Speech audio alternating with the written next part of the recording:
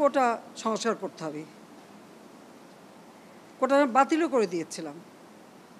আচ্ছা, কোটা সংস্কার হবে, আপিল করলাম, উচ্চ আদালত সিদ্ধান্ত দেবে, সেই জন্য পর্যন্ত তো ধৈর্য ধরতে হবে। যে কোনো নাগরিককে তো আইন আদালত মেনে চলতে হবে, সেটা না ওই 1 দফা পরে আসলো 4 দফা, তারপর আসলো 6 দফা, তারপর আসলো 8 দফা, তারপরে আবার 4 দফা, আবার ওই 4 দফাও হবে না, আরও 8 দফা। এইভাবে এমন একটা পরিবেশ সৃষ্টি, আর সেই সাথে সাথে এই ধ্বংসযজ্ঞ, মানে এই ধ্বংসযজ্ঞটাকে সুযোগ সৃষ্টি করে দেওয়া। ক্ষতিকার হলো আজকে মেট্রো রেল বন্ধ, কারণ এই স্টেশন যেভাবে ধ্বংস হয়েছে, এটা সম্পূর্ণ ডিজিটাল সিস্টেম, ইলেকট্রনিক সিস্টেম, সম্পূর্ণ মডার্ন। এটা তো কতদিনের ঠিক হবে আমি জানি না, কিন্তু কষ্ট পাবে তো মানুষ, আপনারাই কষ্ট পাবেন, দেশের মানুষই কষ্ট পাবেন, এই ঢাকা শহরের মানুষই কষ্ট পাবেন।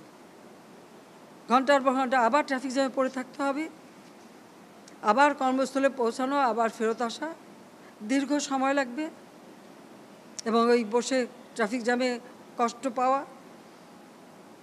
আপনাদের কষ্ট লাঘব করতে চেয়েছিলাম, তা আমি আপনাদেরকেই বলবো যে এই কষ্ট আমি লাঘব করতে চেয়েছি, এই কষ্ট আবার যারা সৃষ্টি করলো তাদের বিরুদ্ধে আপনাদেরই রুখে দাঁড়াতে হবে, দেশবাসীকেই রুখে দাঁড়াতে হবে, এর বিচার তাদের করতে হবে। আমি তাদের কাছেই বিচার চাই, কারণ আমাদের প্রত্যেকে এই যে মন্ত্রণালয়ের যারা এবং এই মেট্রো রেল নির্মাণ কার্যের সাথে যারা জড়িত, তাদের আজকে চোখের পানি পড়ছে এটা দেখে, যে কিভাবে একটা দানবিক কর্মকাণ্ড এদেশে হলো, আর কেন করলো। আমি তো দেশের মানুষের জীবনমান উন্নত করতেই তো কাজ করে যাচ্ছি, এবং করেছি তো, এটা তো অস্বীকার করতে পারবে না কেউ।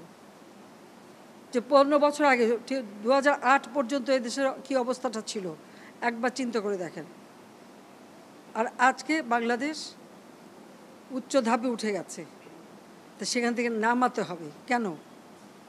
আমার প্রশ্ন সেটাই, জানি না প্রশ্নের জবাব খেয়ে দেবে। দিন রাত অক্লান্ত পরিশ্রম করেছি, এই অ্যালাইনমেন্ট আমি পরিবর্তন করে এমনভাবে করে দিয়েছি যেন দ্রুত সময় হয়, এবং সেইভাবেই এটা করা হয়েছে। আমি আরও এটা বাড়িয়ে দিয়েছি, মতিঝিল থেকে একেবারে কমলাপুর রেল স্টেশন পর্যন্ত যাবে, কেন? মানুষ আরও সুন্দরভাবে চলতে পারে। তো যারা একটু আঘাত করলো, এই মেট্রো রেল এভাবে ভাঙচুর করলো, যারা যে প্রায় 2 লক্ষ 2.5 লক্ষ মানুষ চলাচল করতেন খুব অল্প সময়ের মধ্যে, এদেশের মানুষ কত খুশি ছিল, তো তাদের সব আনন্দ যারা নষ্ট করলো, যাদের আরামে যে চলাফেরা করতে পারতো সেই চলাফেরার পথ যারা রুদ্ধ করে দিল, তাদের বিচার এদেশের জনগণকেই করতে হবে। আমি সেটাই চেয়ে যাচ্ছি, আমি নিন্দা করার ভাষা পাচ্ছি না।